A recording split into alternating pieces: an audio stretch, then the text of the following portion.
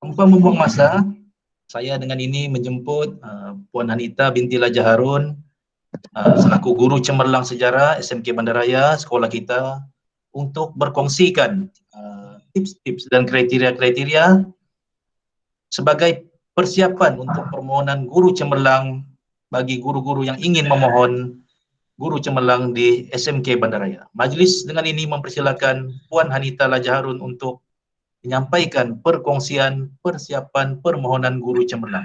Dipersilakan, Anita. Ya, terima kasih Cikgu Osman selaku moderator kita pada pagi ini. Suara saya jelas?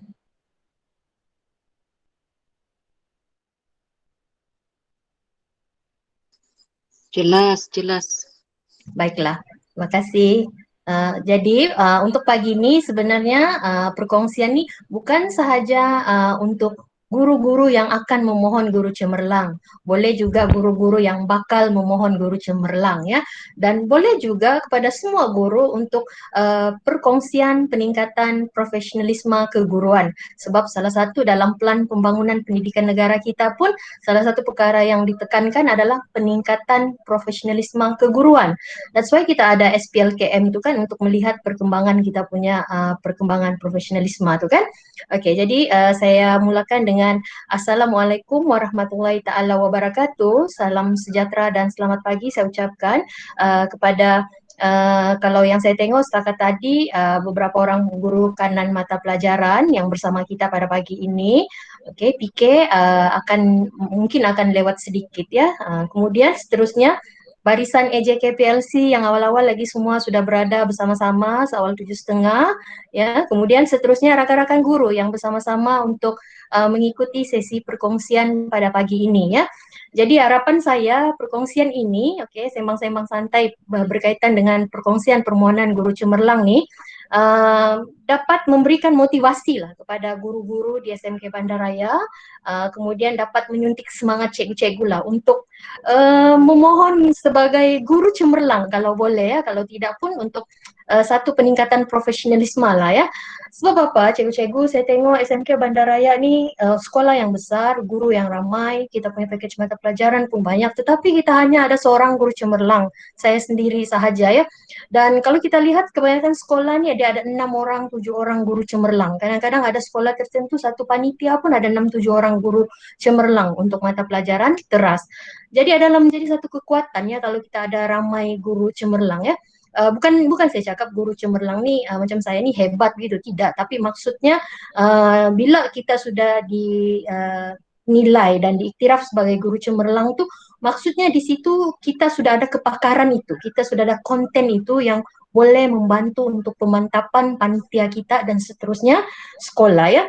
Dan lagi pun sejujur-jujurnya saya ingin memperkatakan di SMK Bandaraya ni ramai kualiti atau potensi guru cemerlang.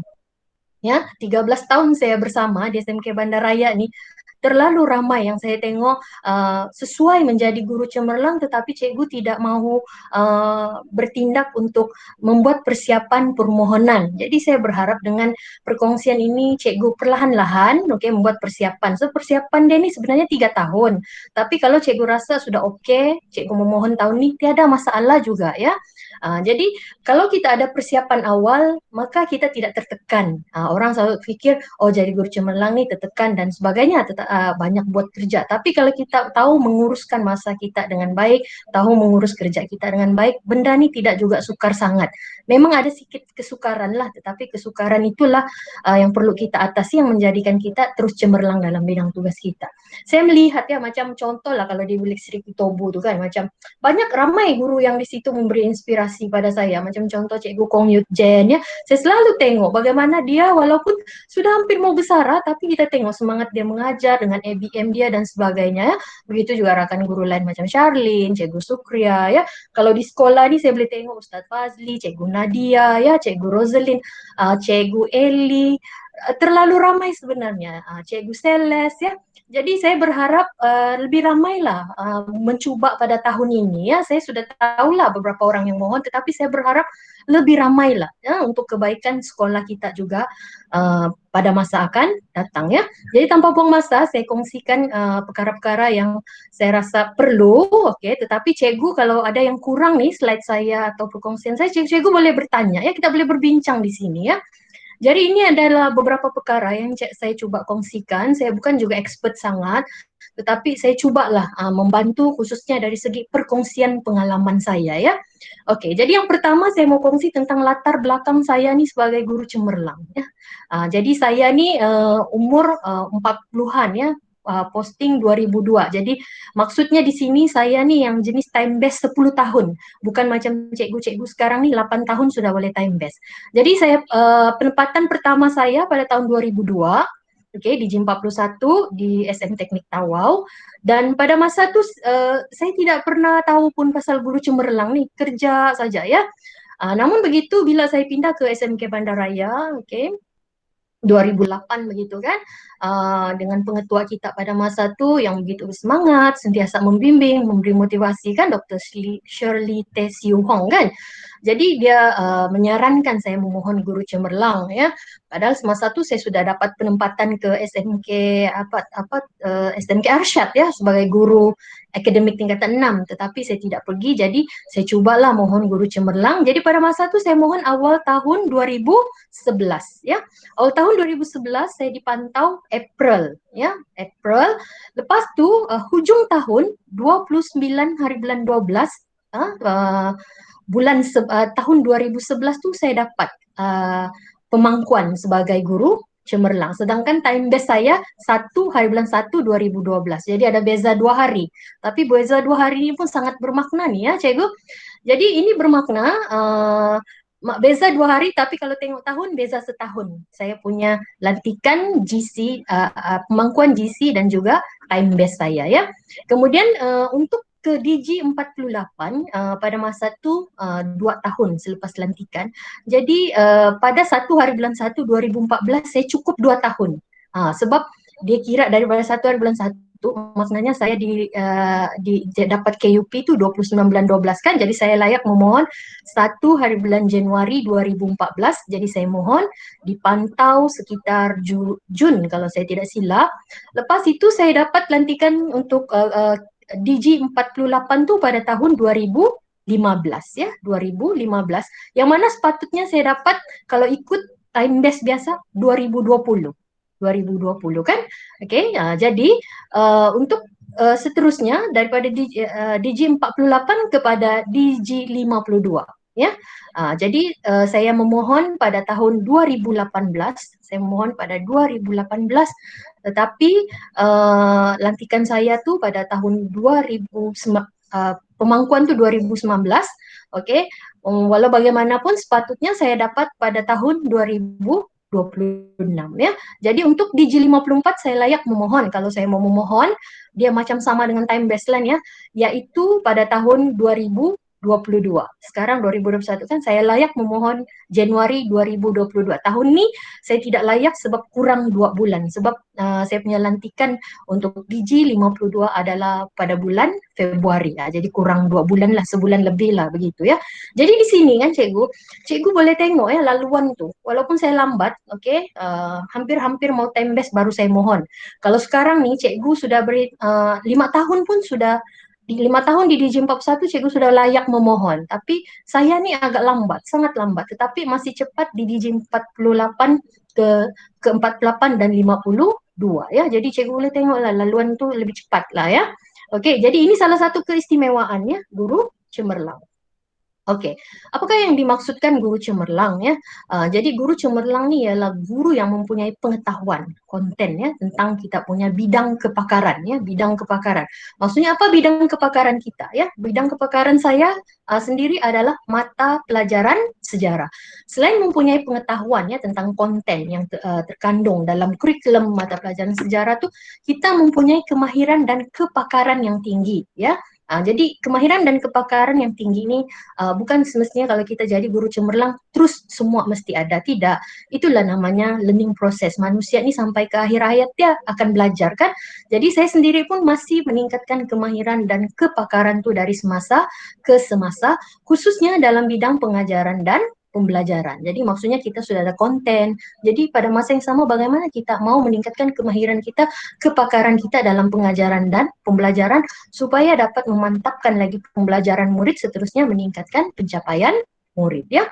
Dan selain itu, guru cemerlang ini dikaitkan dengan sikap yang sentiasa berdedikasi dan bermotivasi, yaitu sentiasa bersungguh-sungguh melaksanakan satu tugas dan sentiasa mau berusaha ya untuk melaksanakan satu tugas tuh dengan cemerlang dan berterusan. Bukan sudah dapat jadi GC kali ini lepas itu stop, sudah tidak ya, kita akan berterusan.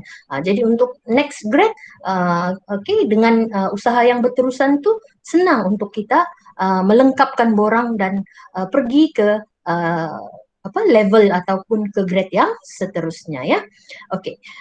Guru cemerlang sepatutnya arif ya dan mengaplikasikan standar 4 SKPMG itu. Jadi saya harap walaupun kita bukan guru cemerlang, kita semua mesti arif benda ini. Tetapi guru cemerlang adalah mesti lebih arif dan mesti boleh dijadikan rujukan. Jadi apakah dia tuh standar 4 SKPMG itu? Yang pertama ialah guru sebagai perancang. Jadi ini memang semua saya nampak guru-guru di SMK Bandaraya atau guru di mana-mana juga memang merancang ya.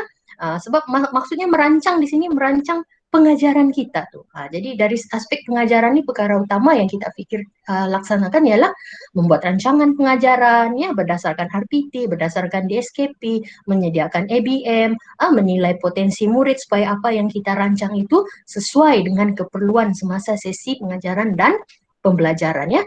Kemudian di dalam kelas kita sebagai pendorong, bagaimana kita memulakan sesi pembelajaran itu kita mampu mendorong minda murid, perasaan murid, emosi murid untuk ikut serta dalam pembelajaran itu dari mula sampai ke akhir ya.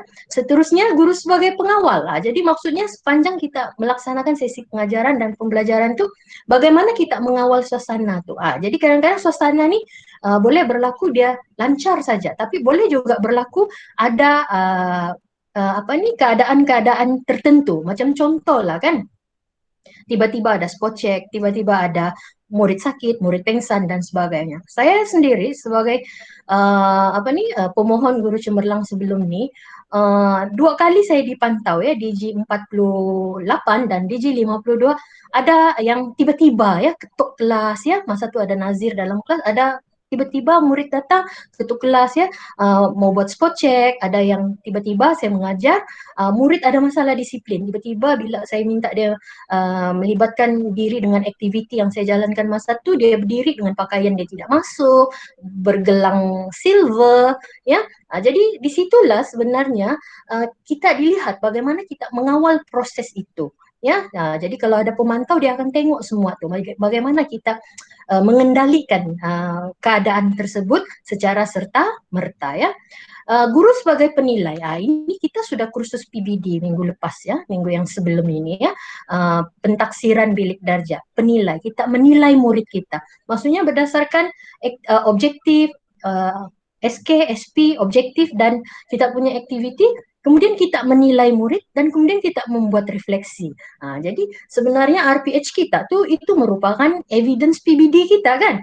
Jadi di sini kita mesti jelas ya bagaimana kita guru memainkan peranan sebagai penilai. Kadang-kadang ada yang saya nampak guru-guru ya, ini sekadar luahan lah perkongsian. Kalian cakap, oh saya belum buat PBD lagi.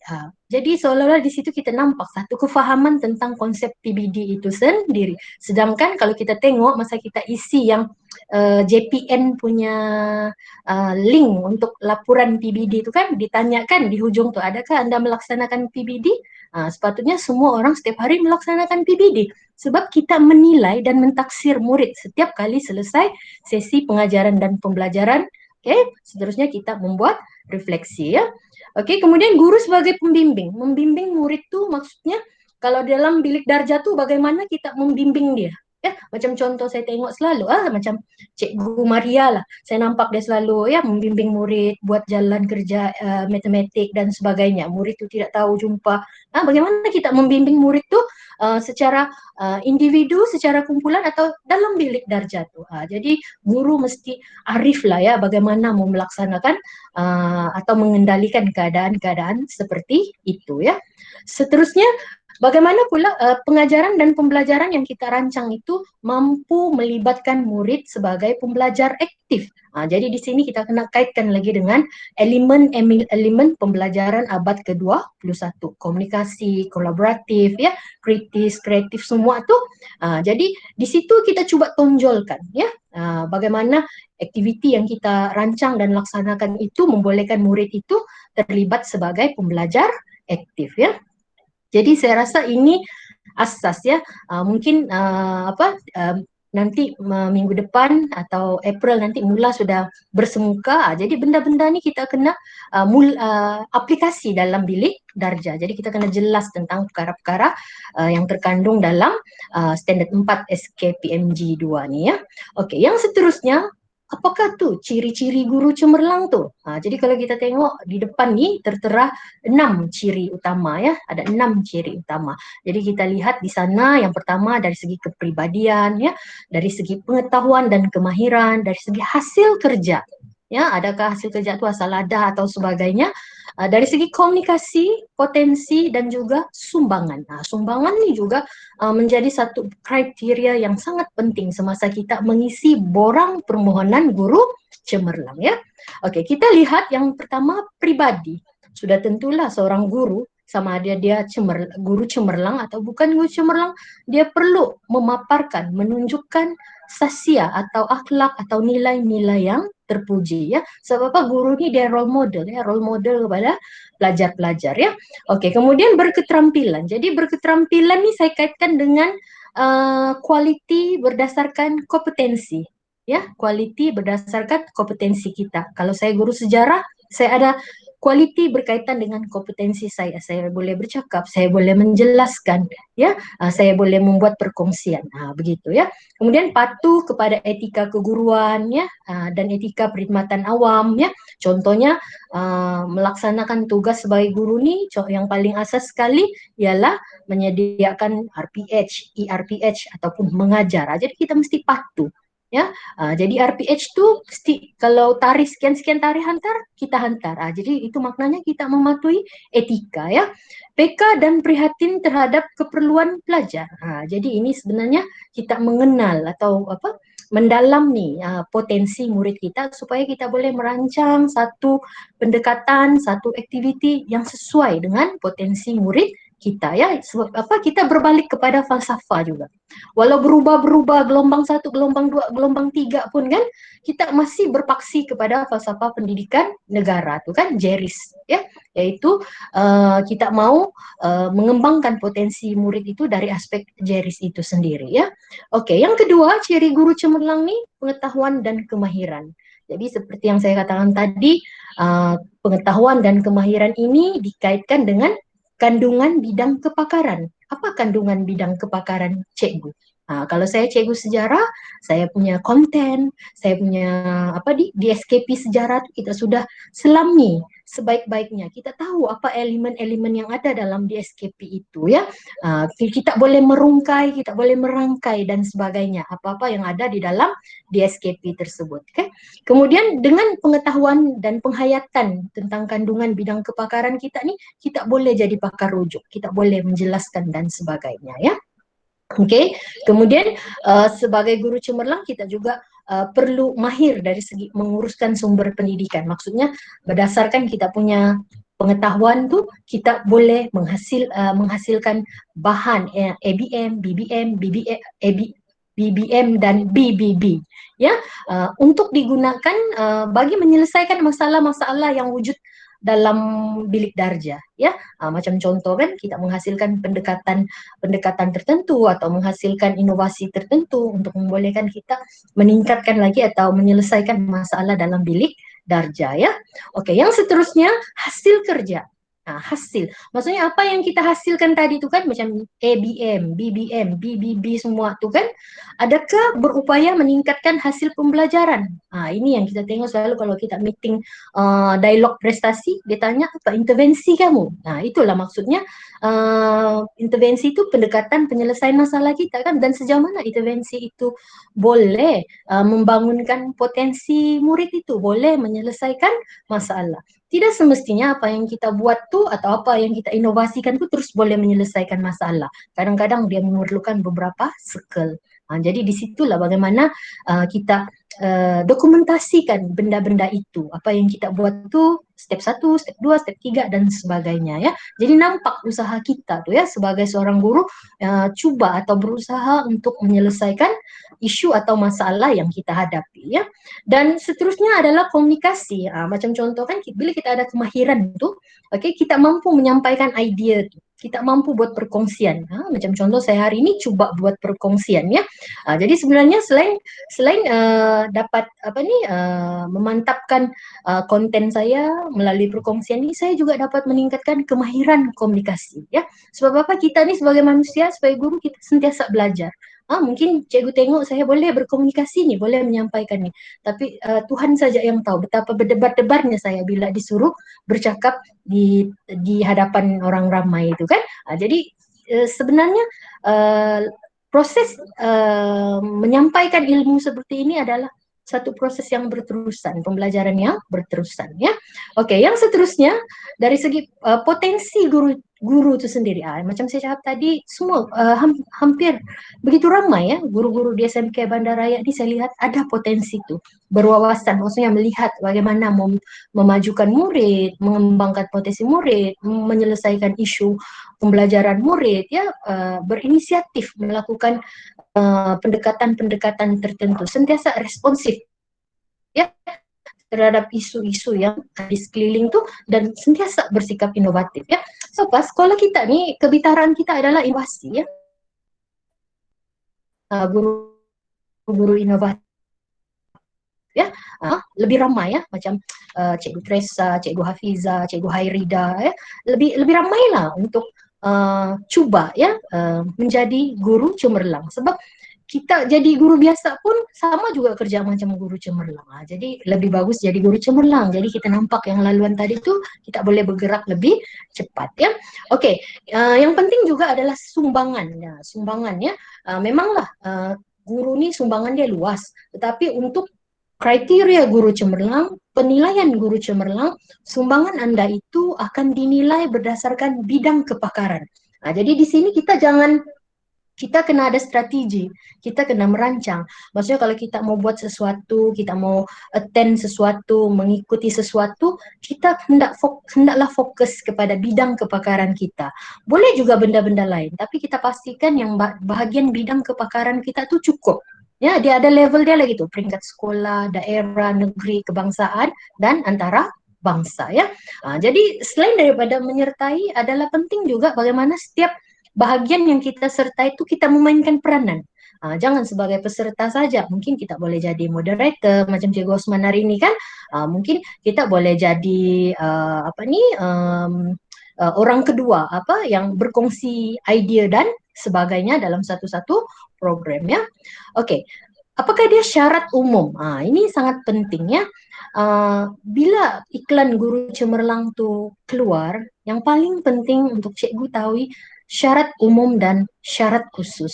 Pastikan dulu cikgu sudah cukup syarat tuh baru cikgu mohon. Sebab memohon nih cikgu, saya bagi tahu cikgu ya, memohon ini juga mengisi borang, menyediakan borang yang bercetak dengan dokumen sokongan itu memerlukan masa dan ketelitian.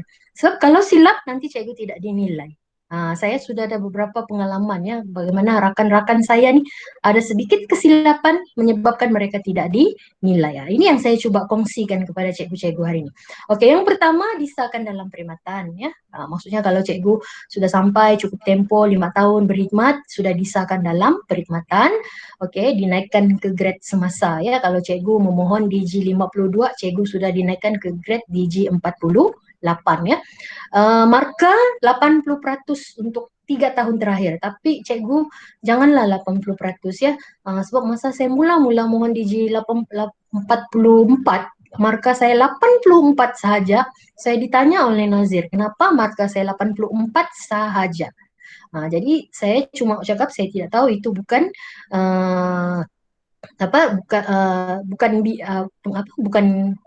saya punya bahagian lah, bukan saya yang menentukan. Jadi itu pihak pentadbir kan, dia minta saya justifikasi kenapa markah tu, dia galakkan saya minta kepada pentadbir kenapa markah tu begitu ya. Jadi cikgu-cikgu kena tengoklah markah tu ya, kalau boleh janganlah bawah 85 ya. Kalau 90 lagi baguslah ya. Bebas tindakan tata tertib, maksudnya tindakan undang-undang kah ya. Jadi ini saya rasa cikgu pun di SMK Bandaraya tidak ada masalah ni lah kan, telah mengemukakan pengisytiharan harta. Jadi biasanya nih kerani kita nih di sekolah nih bagus, dia akan update siapa yang sudah luput tarikh itu kan. Jadi cikgu cepat-cepat ya, sebab ini kalau tidak update pun boleh menyebabkan cikgu tidak akan memenuhi syarat umum ya. Lulus tapisan keutuhan SPRM, ini saya rasa mereka ada sistem mereka sendiri untuk mengenal pasti kita ya. Bebas daripada senarai peminjam tegar, pinjaman institusi pendidikan. Jadi kalau cikgu masih membayar tidak masalah, tetapi jangan cikgu diberi surat balik-balik ditagih suruh bayar ya.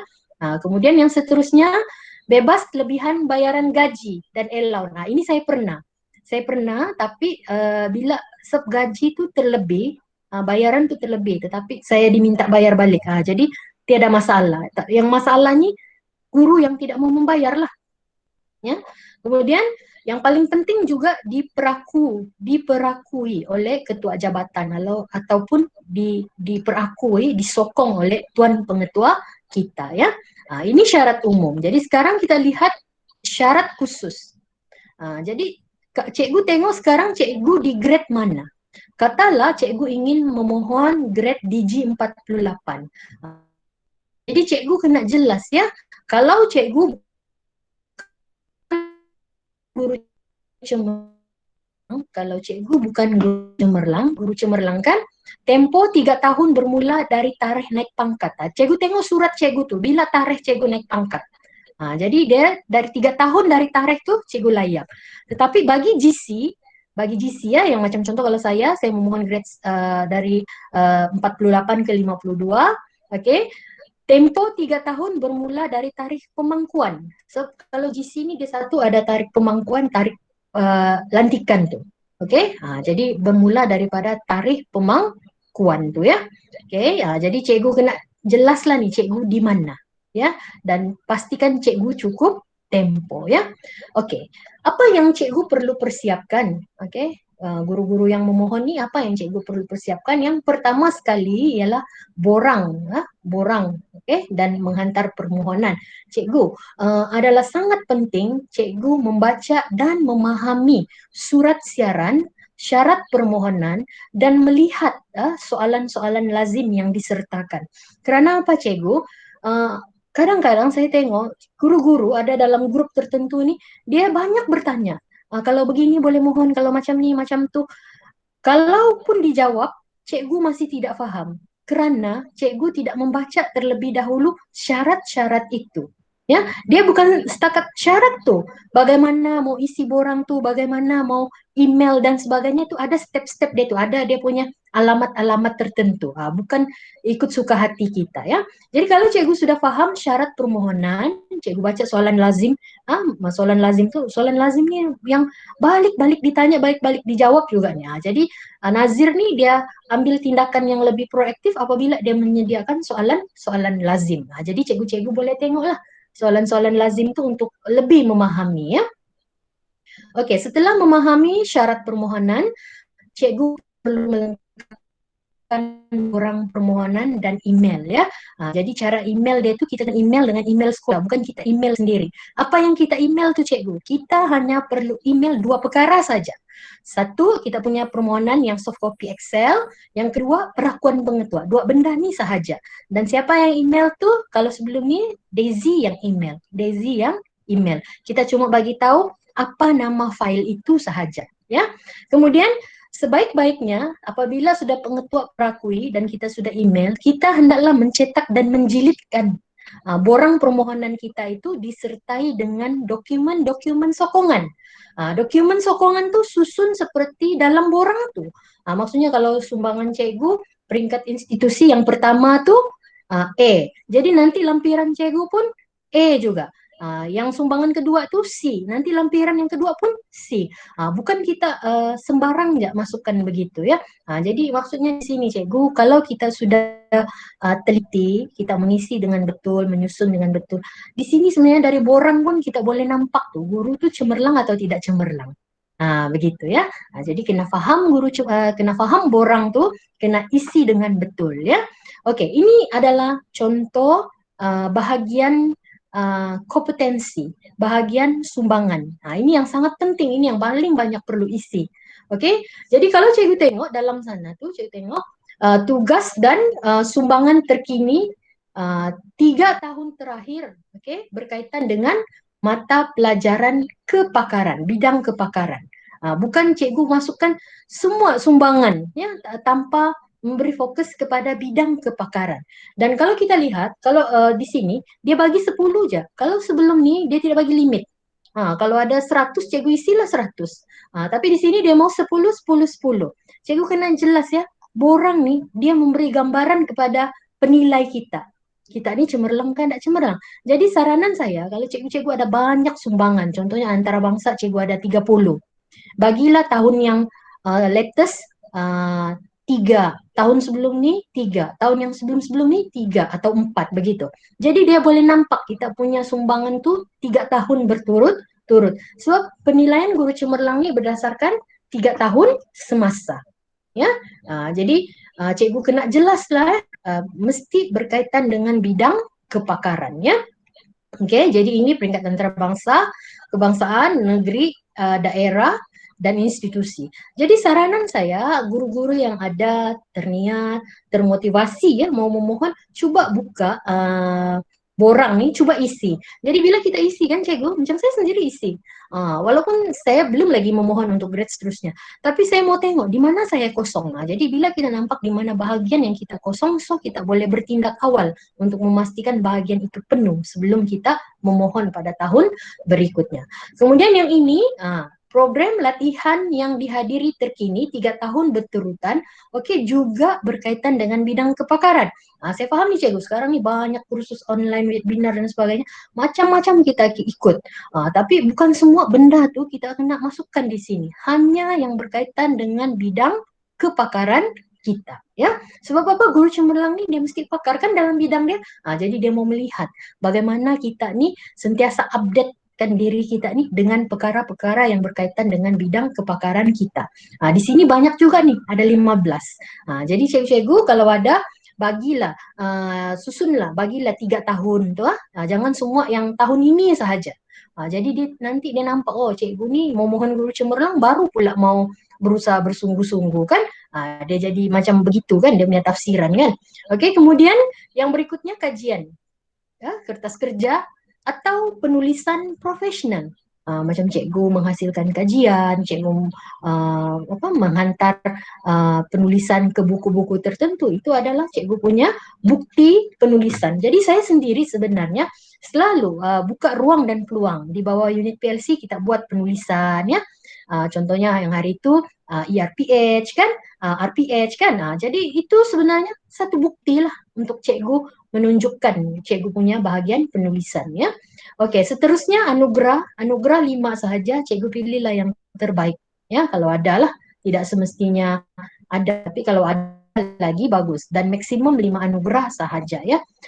Sebaik-baiknya kalau banyak sangat anugerah tu, bagilah anugerah yang betul-betul berkaitan dengan cikgu punya bidang kepakaran ya.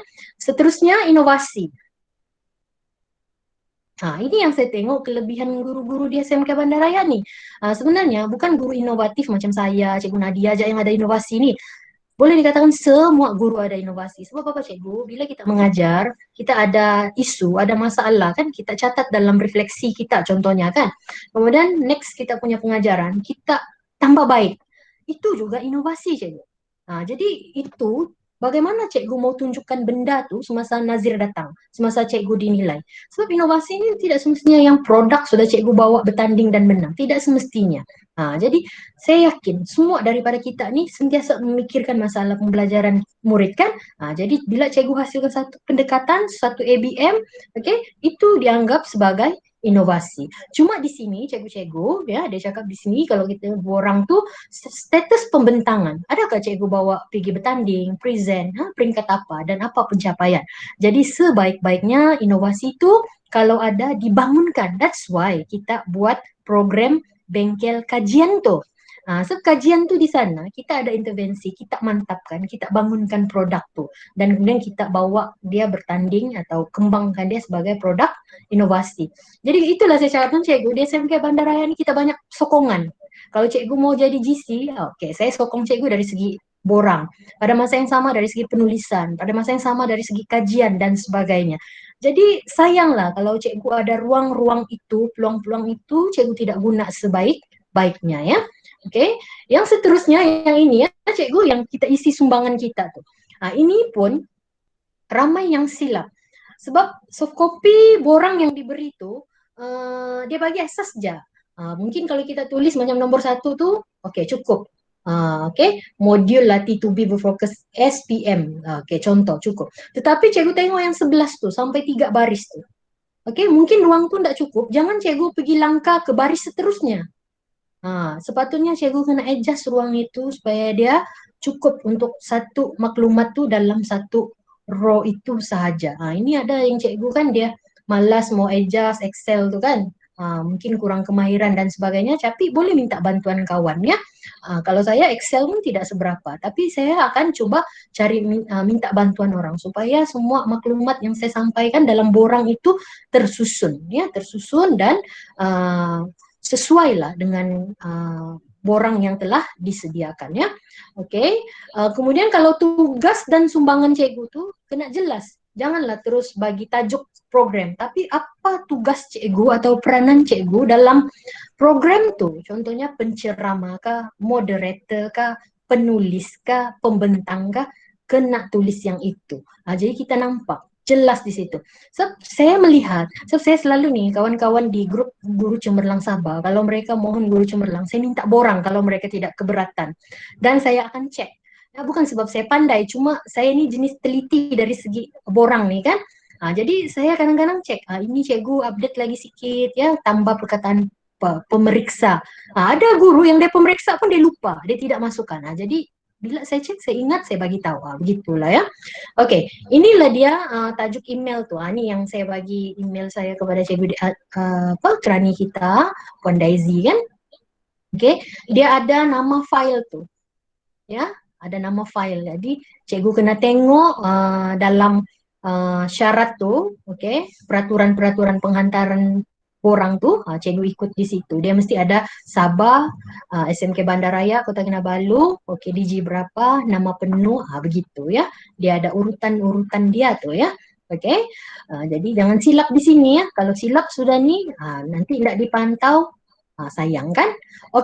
Itu persiapan yang pertama dari segi borang ya, dari segi borang. Kalau cikgu-cikgu ada soalan, cikgu boleh tulis dulu, nanti kita akan berbincang di penghujung sesi ya. Yang kedua dokumentasi. Ramai orang bilang, saya ini tidak ada dokumentasi. Itu bukan halangan. Ini boleh diusahakan. Kita masih ada masa. Macam saya sendiri, saya tidak ada dokumentasi nih. Bila saya mau memohon baru saya urus. Cuma saya ada satu kotak ya, yang semua surat kah, sijil kah, apa-apa benda kah, atau hasil-hasil tulisan saya masukkan di situ. Sampai masa kalau saya mohon, saya susun. Begitu. Ya, kita masukkan dulu, kita kumpul saja semua dulu. Nanti perlahan-lahan. Cara dia perlahan-lahan cikgu wujudkan file satu demi satu. Jadi nanti sudah file itu wujud, cikgu ada masa mau susun, masukkan satu-satu ke file yang telah cikgu sedia ya. Yang pertama file lah. File. Terpulang lah cikgu mau buat file.